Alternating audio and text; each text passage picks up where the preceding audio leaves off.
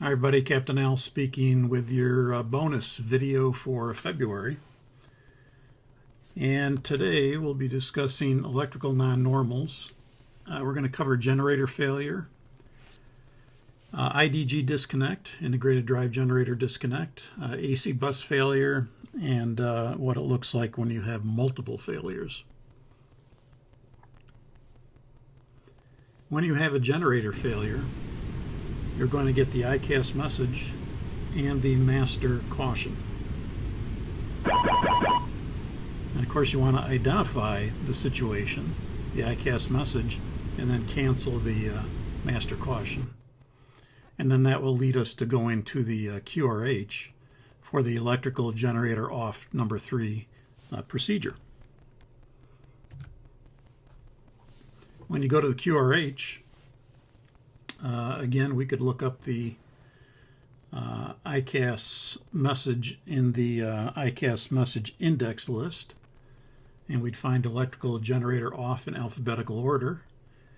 And so we would get the off light, as you see there at the diagram, and we have the message electrical generator off, in this case number 3. Condition is the generator control is open. Objective is to reset the generator. Attempt only one reset per flight. That's the warning with the little exclamation point. And then we'd read the first officer, or whoever's doing this, the pilot monitoring, would read the generator control switch. And when it says affected generator, you would say which one it is. So you'd say generator control switch number 3, off, then on.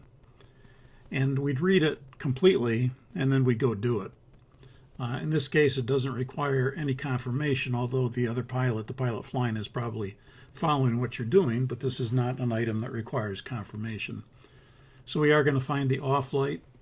We're going to find generator number 3 switch, and then we're going to go ahead and turn that off and then to on. It's an alternate action switch. So you'll notice the off light's illuminated. That would indicate the generator breaker is open. And of course the switch is in the on position. We're going to bring it to the off position. When you bring it to the off position, that will do two things. It opens the GCB if it wasn't open, and it will also open the field. And then of course when you push it back into the on position, that will reset the fault circuitry. And so the on indication for the switch would indicate the generator field is closed, and the GCB is armed to close when the IDG is up to speed. And if by turning it off and then on, you reset the fault circuitry and it's successful, then the off light would extinguish. If it wasn't successful, the off light would remain illuminated, and then that's the only reset you could make, and you'd be out one generator. And then of course we check the MEL, and with one generator out, it's not a big problem, but you would note it. You'd have to put it in a logbook, and you'd call maintenance and let them know the situation. You'll notice on the electrical synoptic, this is what it would look like if a generator control breaker was open. You'd get the off indication in amber, and in this case the power for bus number 1 would be coming from the synchronous bus through the bus tie breaker, and so the AC bus 1 would still be powered. Anytime the field is open, when you took that switch and turned it off and you open the field, if you happen to look up at the maintenance, the overhead maintenance panel, you would see the field off light illuminated. Not that you'd be looking for that, but anytime a field is open, you get the field off light on that generator field manual reset. And of course, when you turn the switch back on, that field off light would extinguish, indicating the field is closed.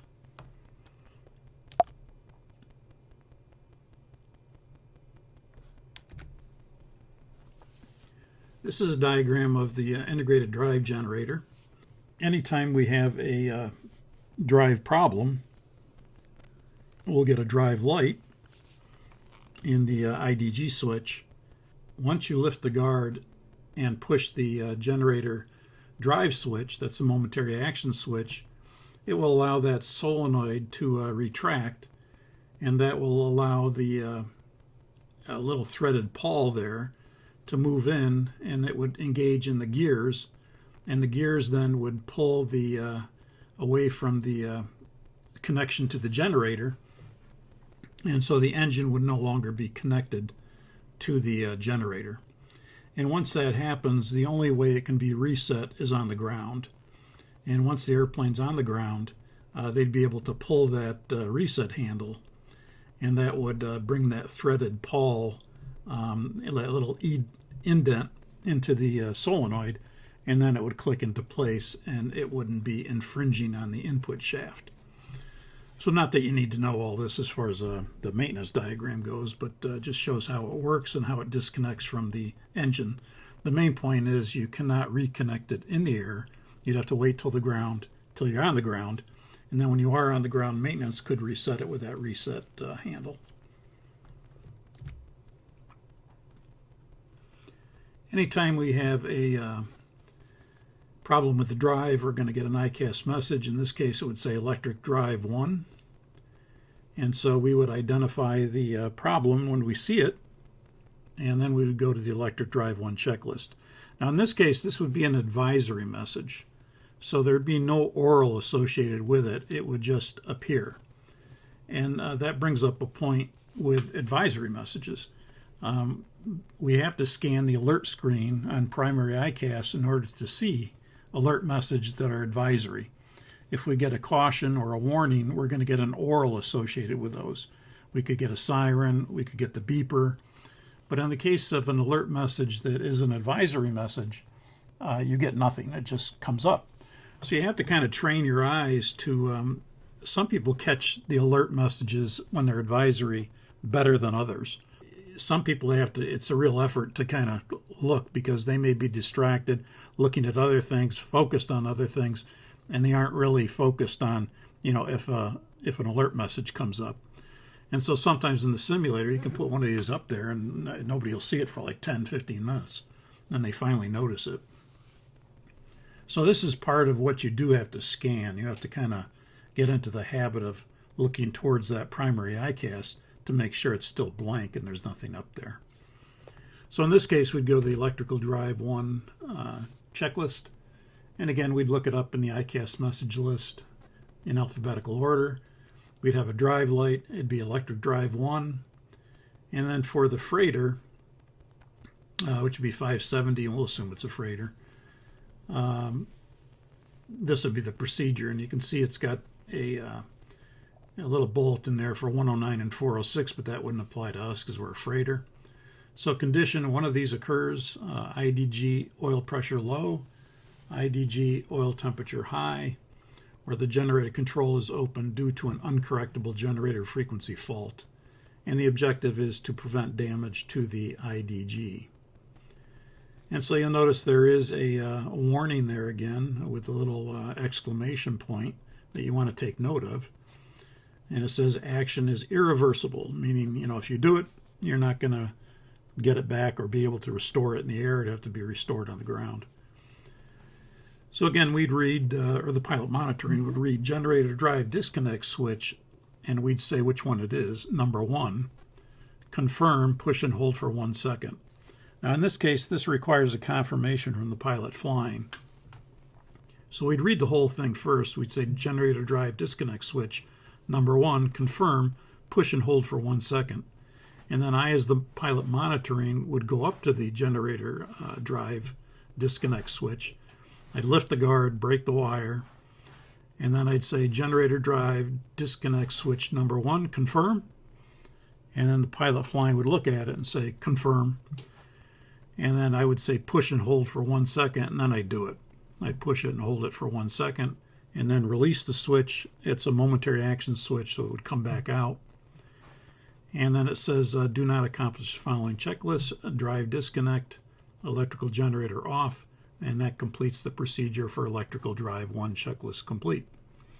Now you'll notice when it says number 1 and number 2 on the checklist there for the steps, you don't have to read number 1 and number 2. You just want to accomplish them in the number 1 and number 2 order, but you never have to read the number of the step, like number 1, number 2, number 3. So again, anything in parentheses, if it says affected generator, affected engine, you're going to say which one it is. So in this case, it was number 1, so we say generator drive disconnect switch number 1.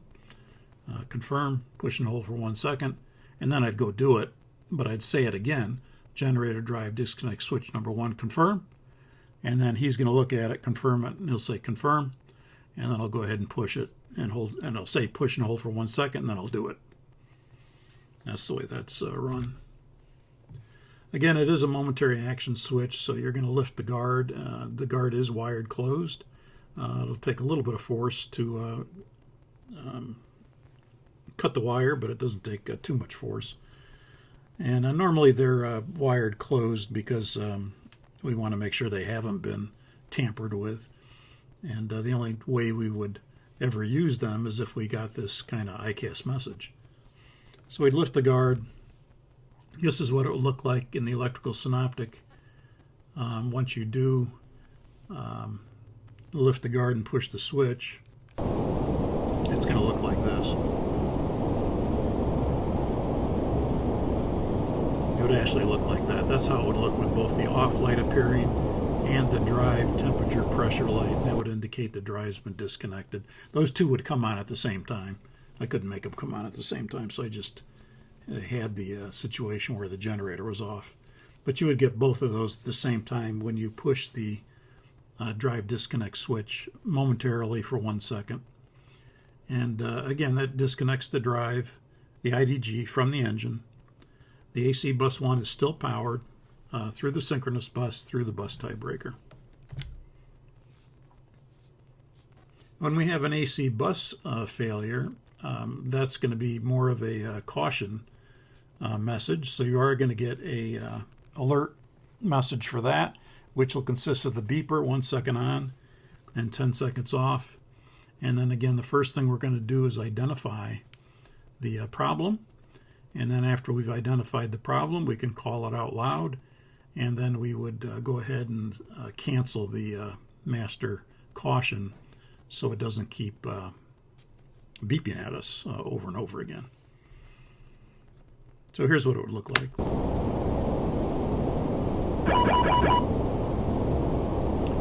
So we have a bunch of ICAS messages that come up.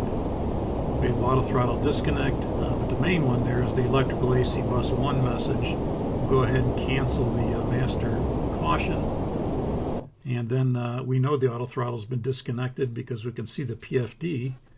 The auto throttle annunciation has gone blank. And so in this case, the auto throttle is disconnected because AC bus 1 is not powered. And then things below it would be items that are affected by AC bus 1. And you'll notice electrical AC bus 1 is a caution message. And everything below it is an advisory message because it's indented 1 space to the right. But everything else is a result of the electrical AC bus failing for number 1. And so the first thing we would do then is go to the electrical AC bus 1 procedure. You notice the auto throttle disconnect has a caret, so that's kind of crew awareness. We wouldn't go to that because we know that the auto throttle is disconnected. There's nothing the QRH is going to tell us other than the auto throttle has been disconnected. There's no procedural steps for that either. That's why it's got a caret.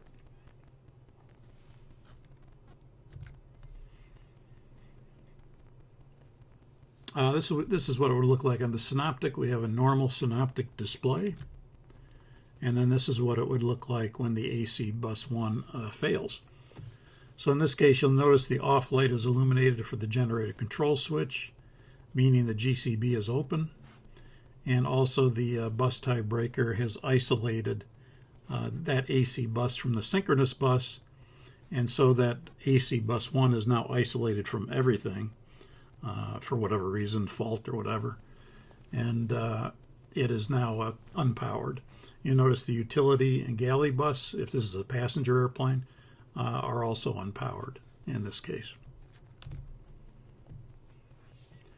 So we would go to the electrical AC bus 1 procedure. Again, we'd look it up in the ICAS message list, and it's in alphabetical order.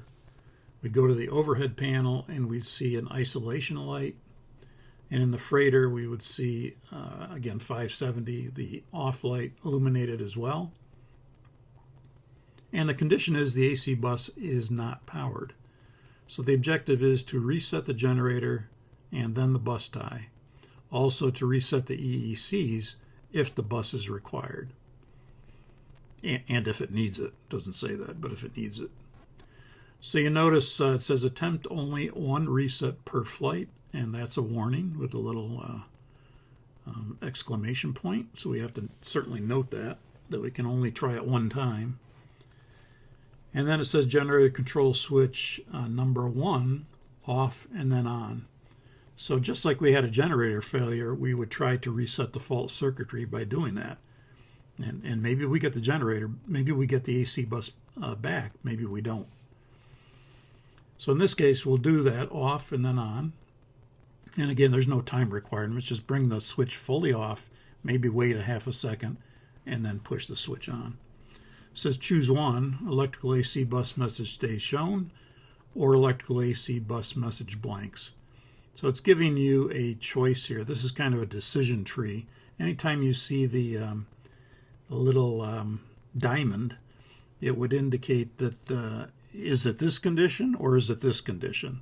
It's a decision that you have to make. So either the electrical AC bus message stays shown or the electrical AC bus message blanks.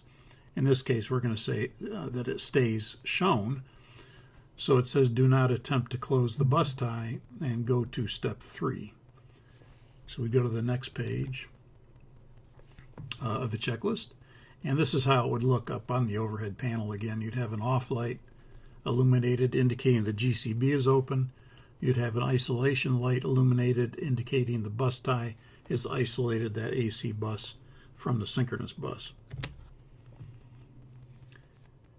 And again, that's the first page of the checklist.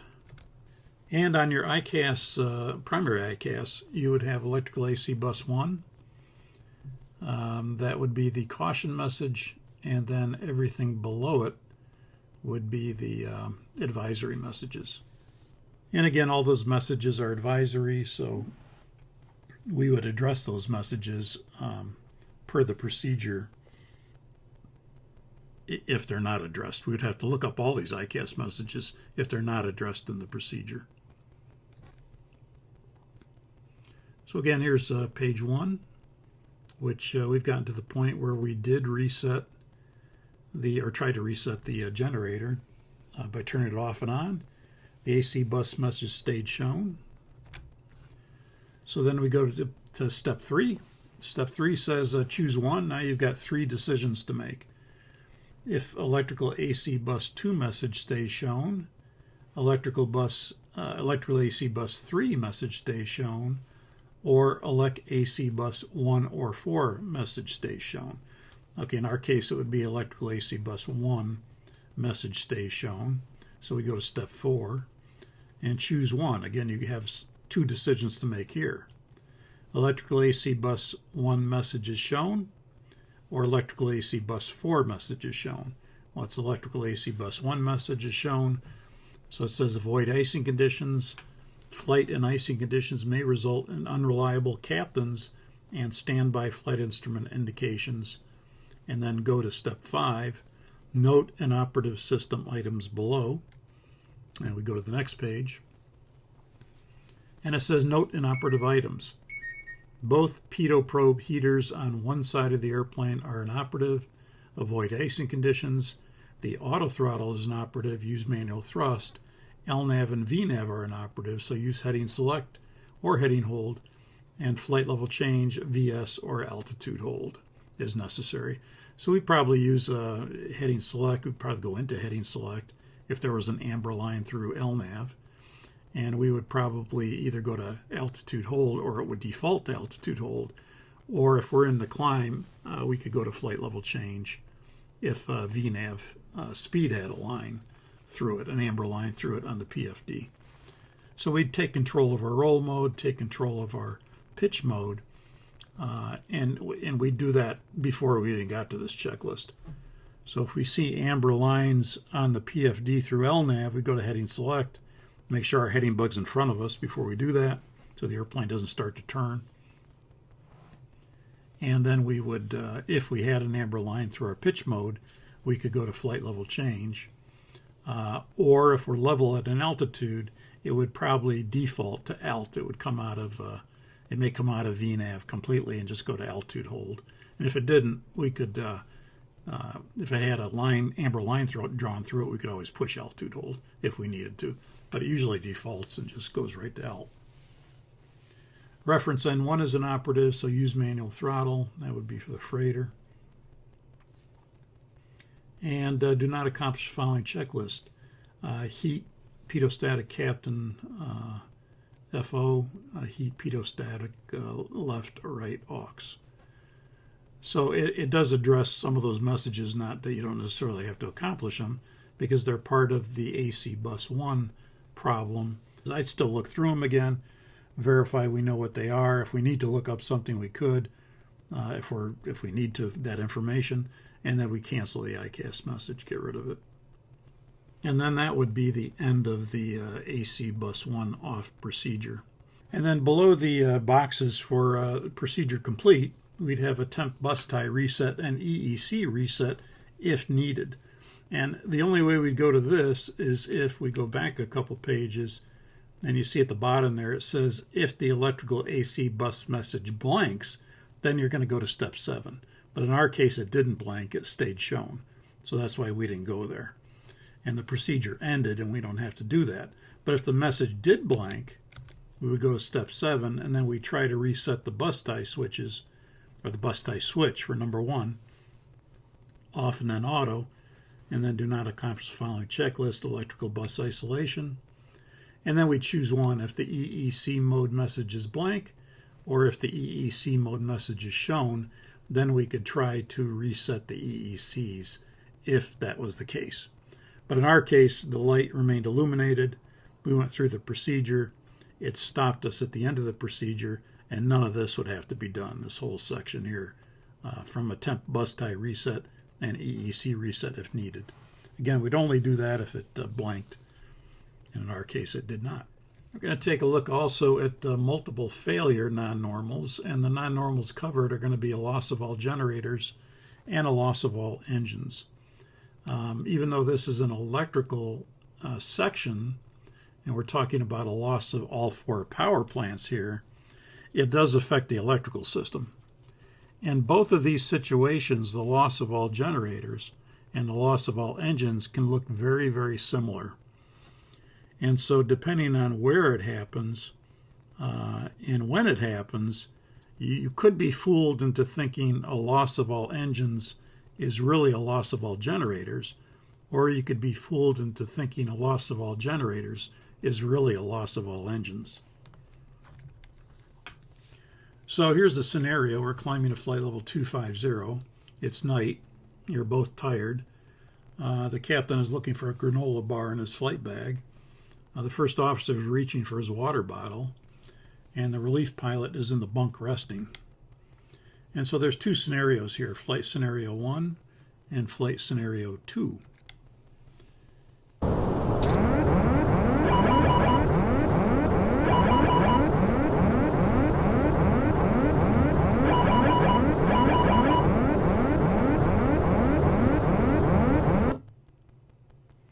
Okay, so that's the first scenario.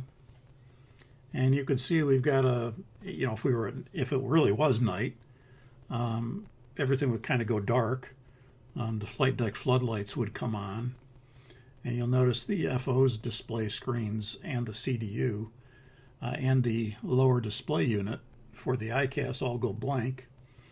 You notice the captain, his PFD and ND are still functioning. The left CDU is still functioning, and the primary ICAS is still functioning in addition to the ISFD and the mode control panel. But we've had the master siren come on, the master warning, which is the siren, and we see the top message says autopilot disconnect.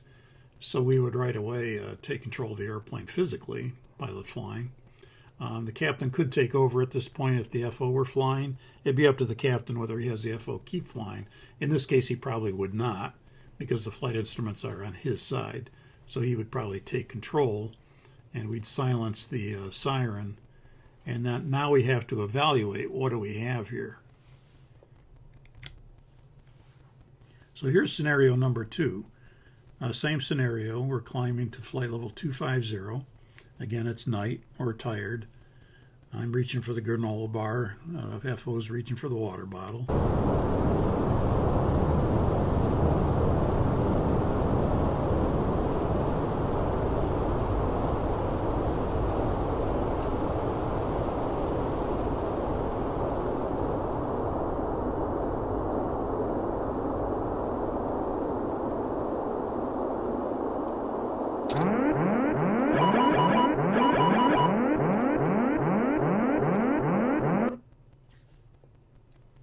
So you'll notice again, we get an autopilot disconnect.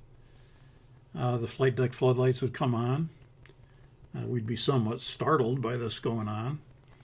We've got a bunch of ICAS messages. And you'll notice again, we'd have to take control of the airplane. Captain again would probably take the airplane, say I have control, silence the warning. And then we'd have to evaluate what's happened here. What do we have? Notice how it looks pretty identical to the first situation, but they're two different scenarios. And can you tell which one is which?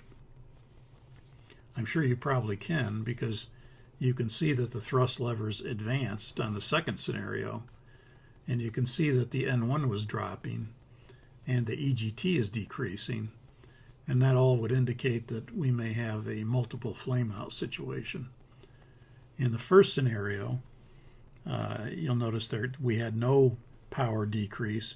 The N1 and the EGT were stable, and but the indications are eerily the same, whether it's a loss of all 4 engines or a loss of all 4 generators. And given the right circumstance, if you're not paying attention, you're doing whatever, and this catches you by surprise, you have to kind of analyze now, what do we have? Is this a multiple generator problem, electrical problem, or is it a multiple engine problem? I used to give this scenario, not at Boeing, but with the airline that I was at before. I used to give this situation a lot. And I wouldn't tell them what's coming when. We'd brief it and everything, but there was no guarantee that I would do it in the order I briefed it. And so I would maybe do it in a different order. And it's surprising how many people did mess it up. Thought that the generator failure was a multiple engine failure, or thought the multiple engine failure was a generator problem. So people, you have to kind of analyze it first. What do we have here?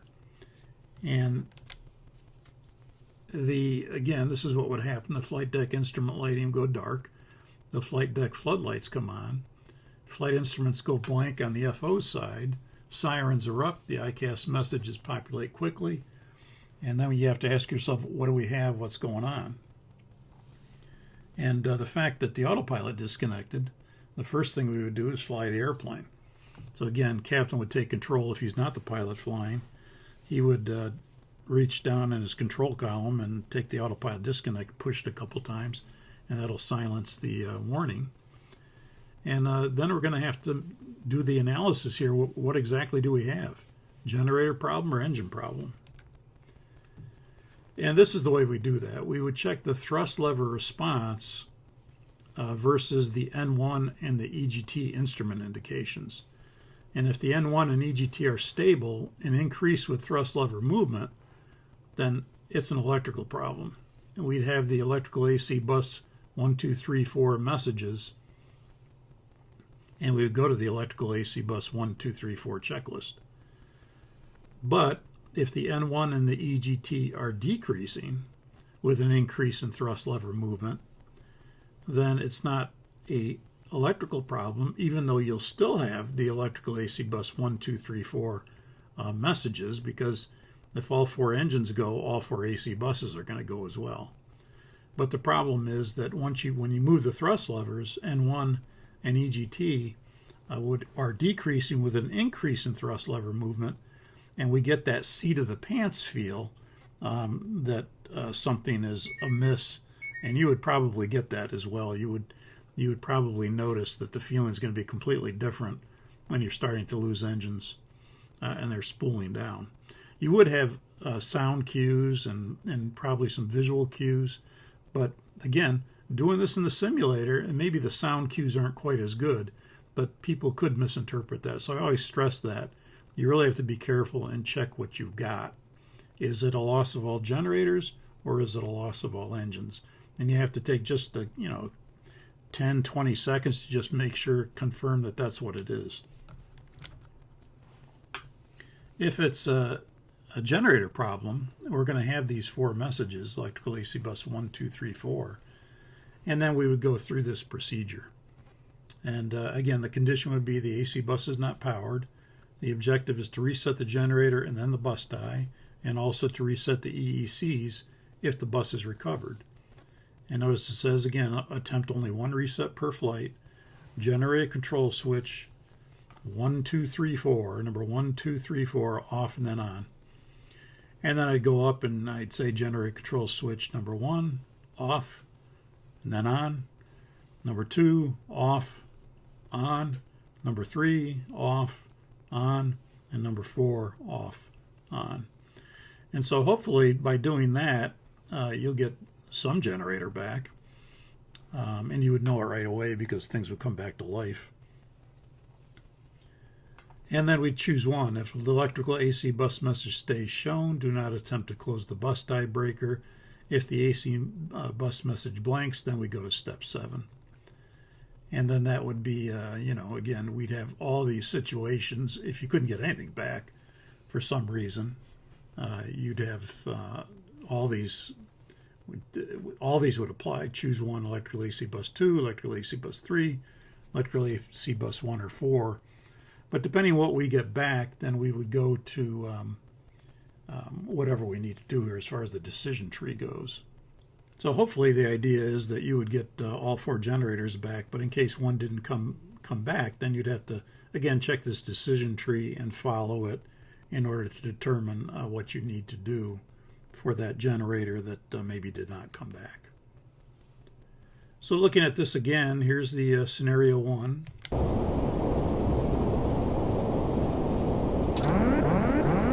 So the autopilot disconnects. We would silence that autopilot disconnect. And now I'm going to want to see, I'm going to advance the thrust levers, and now you can see the N1 is responding. The EGT is responding.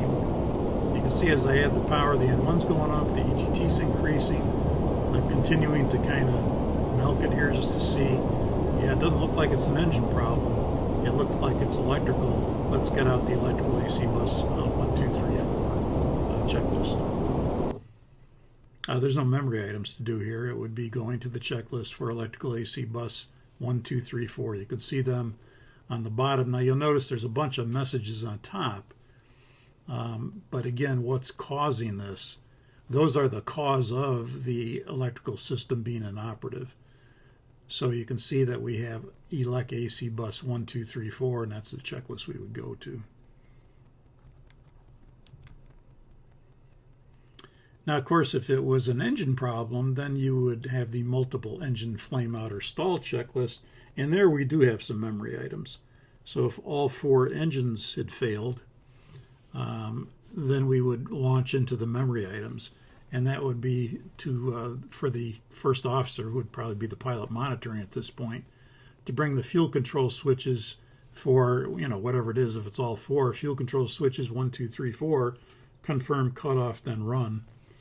So if the EGT increases rapidly, approaching the EGT takeoff limit, you could repeat the above steps as necessary.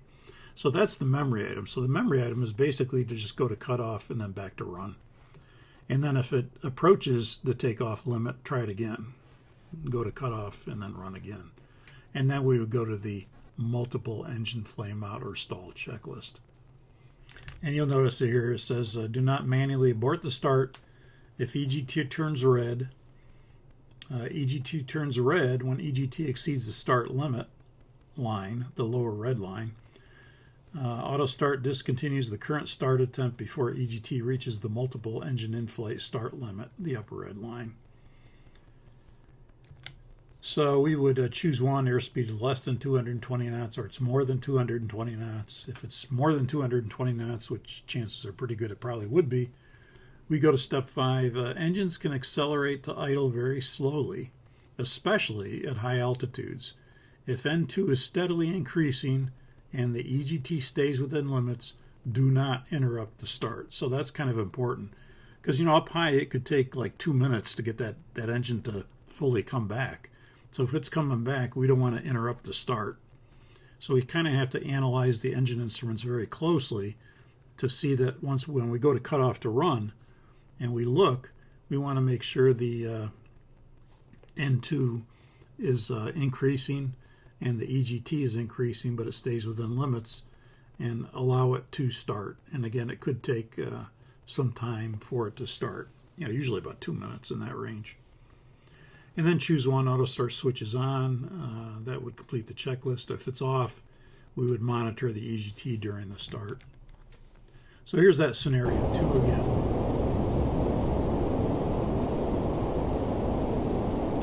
And now you notice the thrust levers are advancing a lot more rapidly now because they're starting to lose power, and it's trying to maintain speed.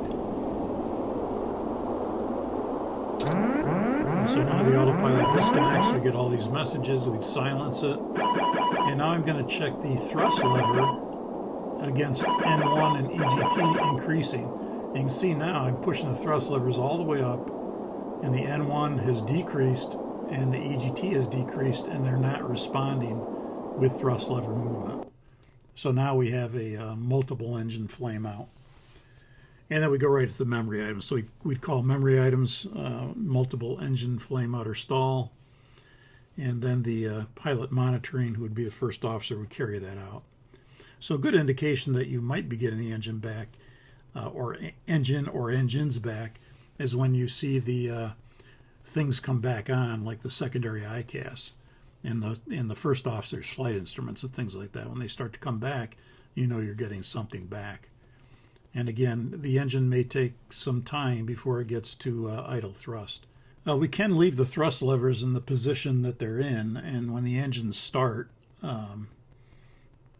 they will spool up to that thrust. That'd be captain's discretion if he wants to bring them back a little bit so they don't surge, because you're going to establish a glide anyway if all 4 engines were to cut out. And so you could bring the thrust. I probably wouldn't bring them back to idle because I want to know when they come back. So I do want to feel that power come back into the engines, but you could reduce the thrust a little bit in order to prevent a surge when they come back. Okay, so that's the end of the briefing on the electrical non-normals. Now let's go over to the virtual simulator.